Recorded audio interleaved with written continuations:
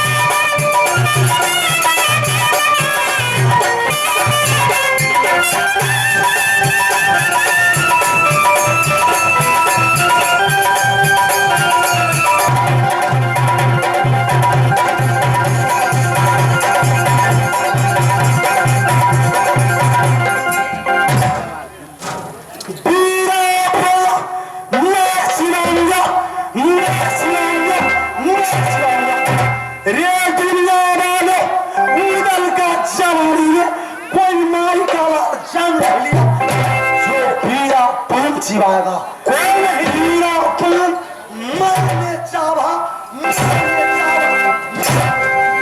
उदल पान को पीरा तो चिरा लिया, मगर ये बताओ कि तुम राजपूत हो कि मुसलमान? मैं राजपूत हूं, राजपूतों ने चंदेला। छात्र हो कि काफिर हो? बुढ़ा, मैं राजपूत का मंदिर चंदेला कुल का हूं। मैं तो समझता हूं कि जितने राजपूत का आज यो मिट्टी में नहीं हो गया। मैं पीर हूं, मैं तो समझता हूं कि कोई पीर नहीं है, सब कायर है, कायर है। बुढ़ा पांच बन गया है क्या? मरूंगा तेरा सिन्ना मारने से क्या होगा? क्योंकि छात्रियों राजपूत का अपमान हो गया है। जन्म लिया जो राजपूतों का मिलन कम होता है, इसलिए तुमने कसम खाओ, मैं बता रहा हूं। जो तुम कहेगा, जो क्षत्रिय का भाग दिखाएगा, वो उदल को पड़ेगा, देखो एक छात्री की कोट कांगड़ में मुसलमान बनारस वाले घुसकर कोट कांगड़ को लड़की को बर्बाद कर दिया। शादी करने के लिए तैयार हो गया, बारात सजाने के लिए हो गया, और राजपूत छात्री देख रहे छात्री को कौन है?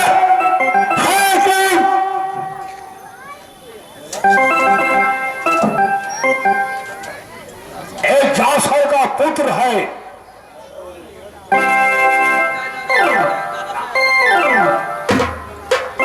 एक बनारस की राजा दादा सैयद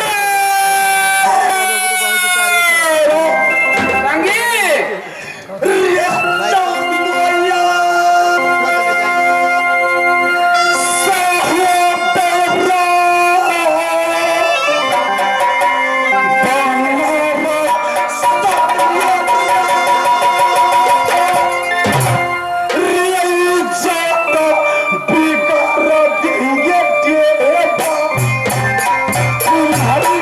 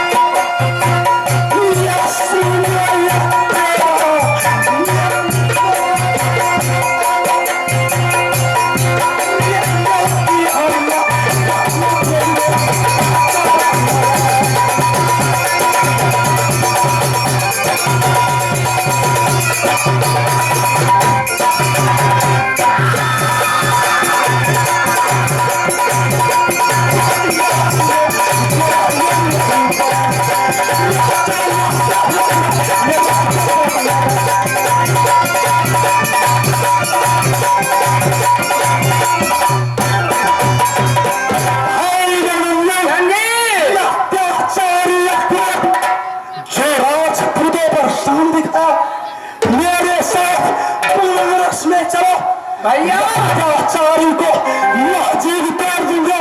फातिमा कोई बनारस नहीं जाना है, नहीं जाना है, नहीं जाना है। भैया अभी बोलते हो कि क्षत्रिय और राजपूत का स्थान बड़ा है। कृष्ण ने राजसोड़नी से निकाला कि माँ बेला के और तुम्हारा और भैया ला को को छत्री कोई नहीं शरण दे सका, लेकिन वह दादाजी सैयद ने शरण दिया और पोस्ट के तुम्हें जवान आज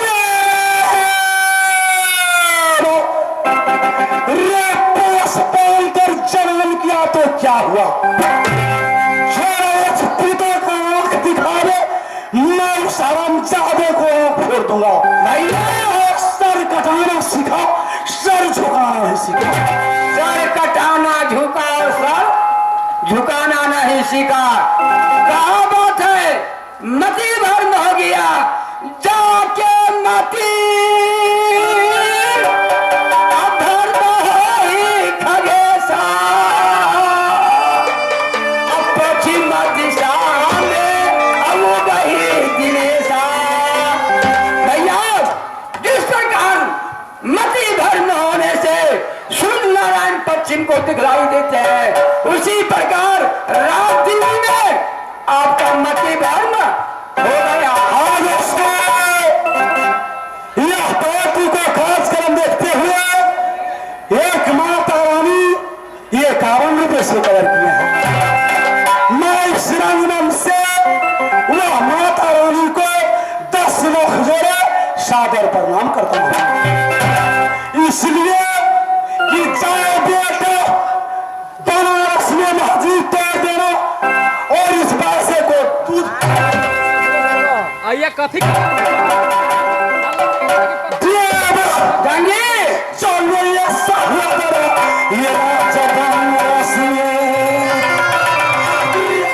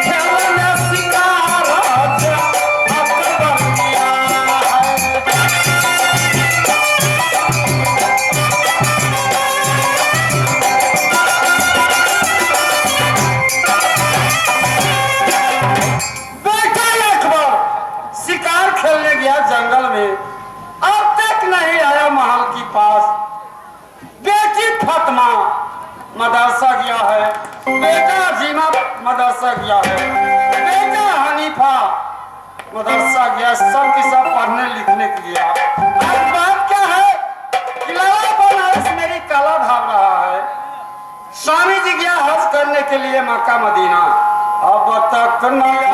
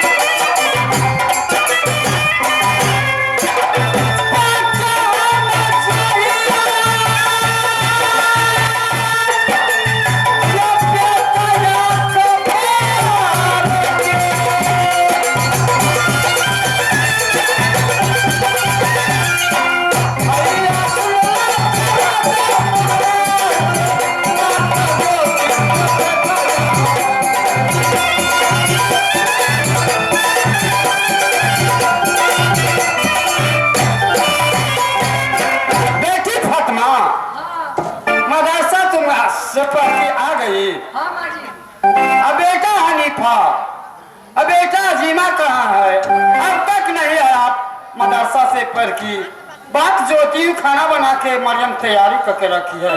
चलो बेटी माल की पास। चलो माँ जी।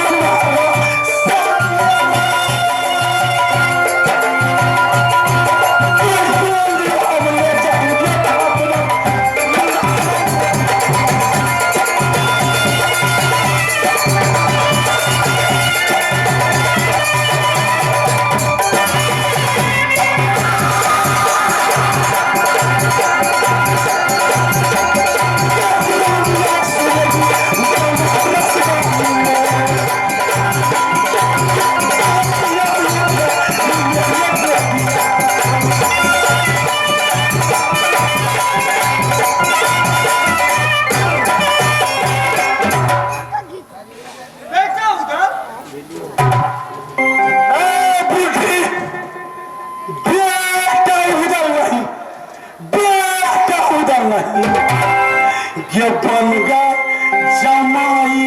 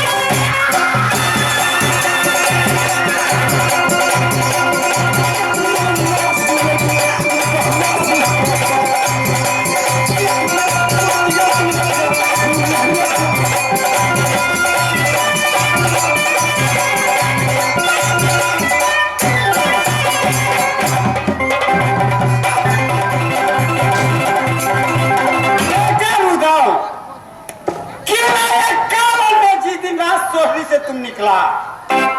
कोई छात्री नहीं शरण दिया झगड़ू के डर से।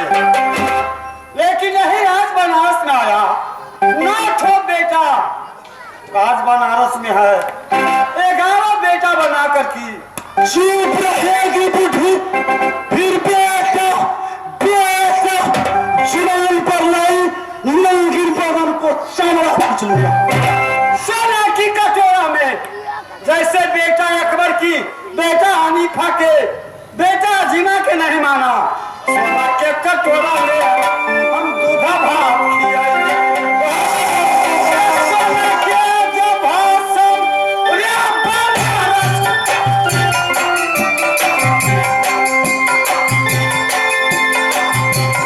सोना के जो भाषण करके वो दिन में बैठा।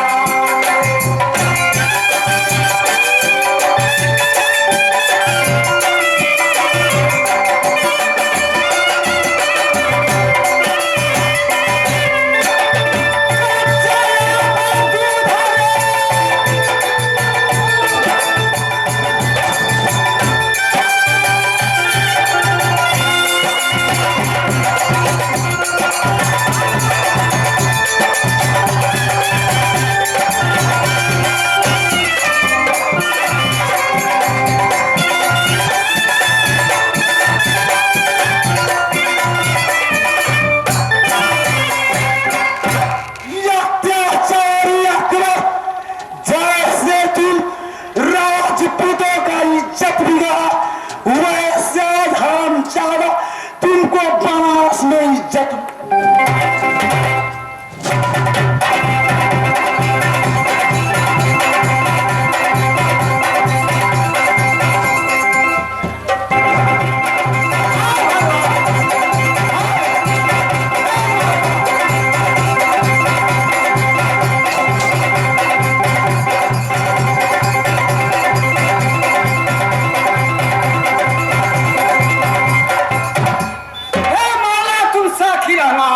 बिस्मिल्लाह के उठे तलवार, देखो नाला की उदल की, जैसे मैं गोदी में खिलाई हूँ। राज बनारस से राज सोही से राज बनारस तेरा कच्चा तेरा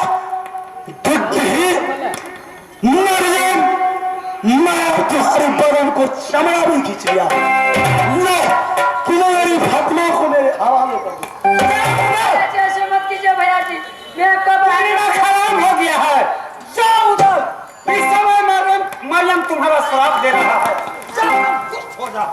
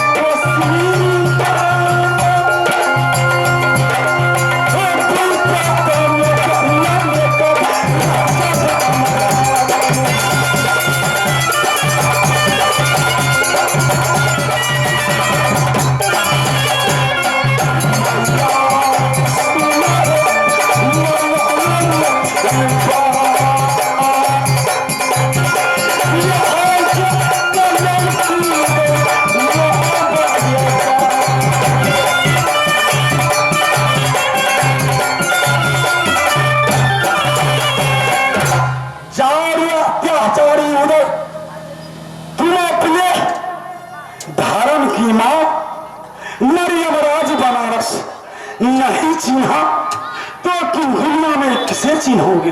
चार या खावा या सही की जो तुम्हारे बदन में पुष्ट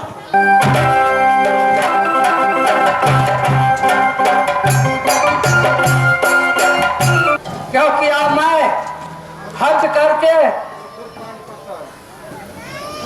हाँ ये है खुरखुर पान पसाल फुलगम्मा निवासी पार्टी के कार्यक्रम देखते हुए 10 रुपया के पुरस्कार दिया है। पार्टी लाख लाख शुक्रिया अदा। मैं हज करके जा रहा हूँ राज बनारस, क्योंकि बेटा एक बार पर राजकाज सभी सौंप करके आया। कैसा चलाता है, क्या करता है, जाके हम खबरिया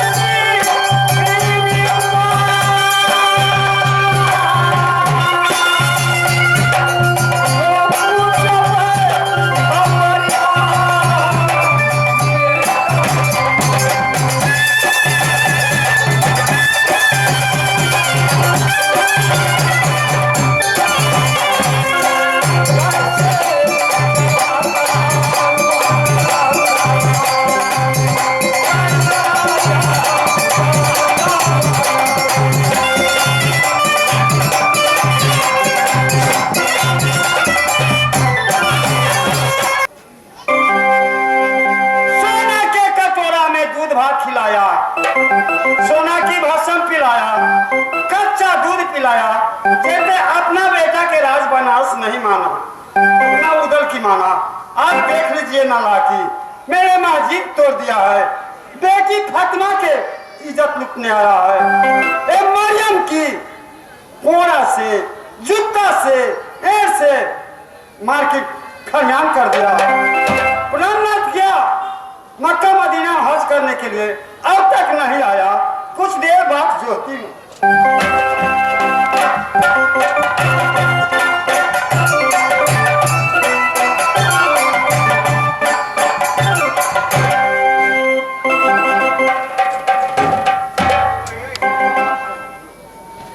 खुश रहेगी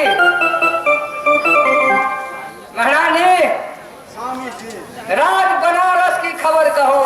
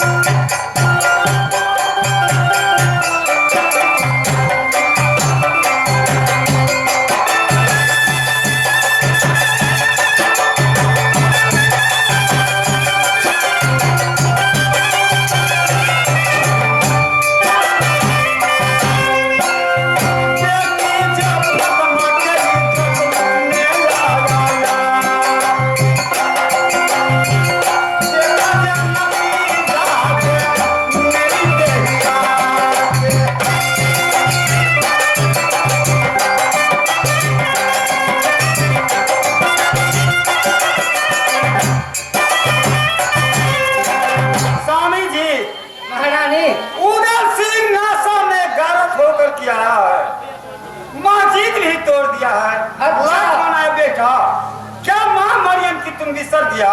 किला 51 में घुमा, राजसोरी से तुम्हारी माँ देवला निकला। एकावनों किला तुम्हारी माँ घुमा, कोई सर नहीं दिया। मेरे पति राज बनारस में शरण लिया। अच्छा तुम दूध की सहियत दो। उधर सिंह चमेटा से मारा, कोड़ा से मारा, जूता से मारा। स्वामी जी बेटी फातिमा के ऊपर हाथ चलाने लगा, इज्जत टूटने लगा। उधर की शराब दे दिया, कोई कुष्ठ हो गया। महारानी मस्जिद तोड़ दिया तो तोड़ दिया, रुदल का बनाया मस्जिद था। बेटी फातिमा को इज्जत बढ़ावा दिया, बहन रुदल को था।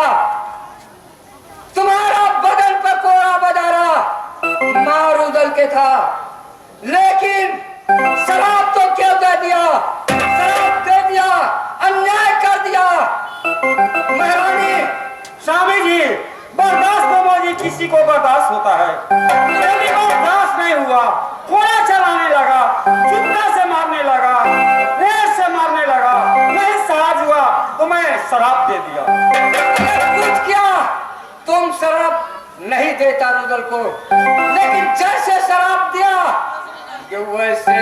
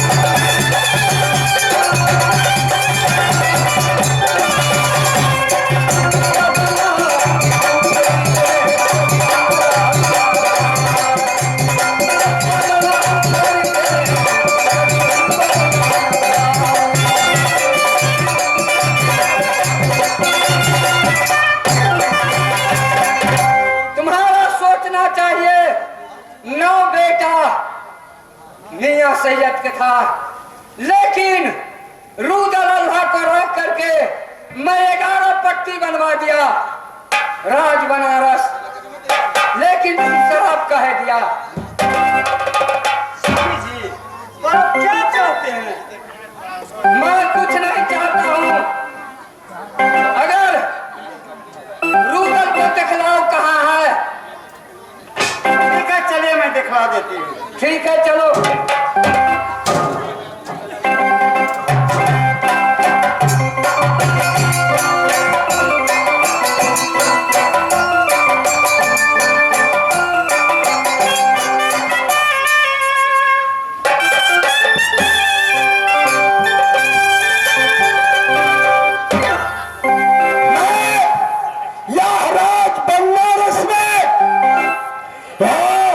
फंस आया हूं।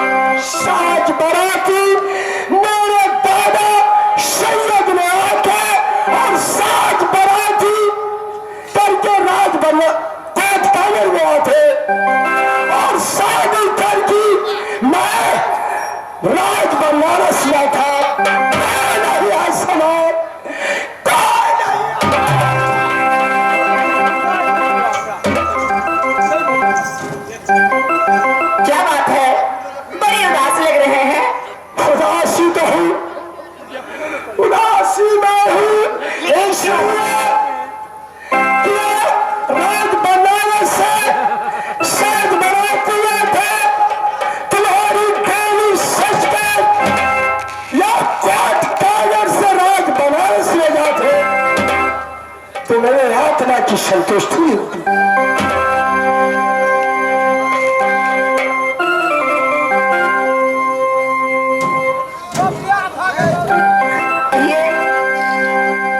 उदासी होने का कोई राज तो जरूर होगा। किस चीज की आपको कमी हो गई इस कोट कांगर में जो आप इतने नाराज और उदास हैं? कांगर में कमी नहीं है, कमी है ये चीज का कि मेरा जी कर रहा है कि रोज बनारस जाऊं, अपने दादाजी का चेहरा देखूं, अपनी जान की चेहरा देखूं, साथ साथ सभी भाई का चेहरा मैं देखूं। कमियां है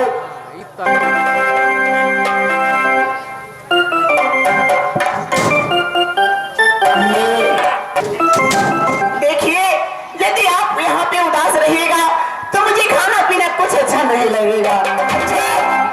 साथ साथ मैं भी दुबली पतली हो जाऊंगी और आप भी दुबले पतले हो जाएंगे। तो चलिए कुछ मनोरंजन कर लिया जाए। कर लो। चलिए कोट कांगर महल से निकलकर जंगल में जाकर दोनों घूम फिर कर आती हूँ।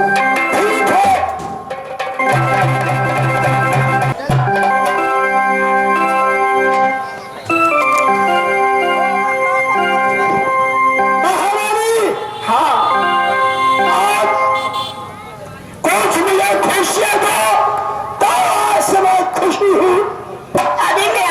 करती हूँ। पहले आप अपनी बांसुरी हाथ में पकड़िए।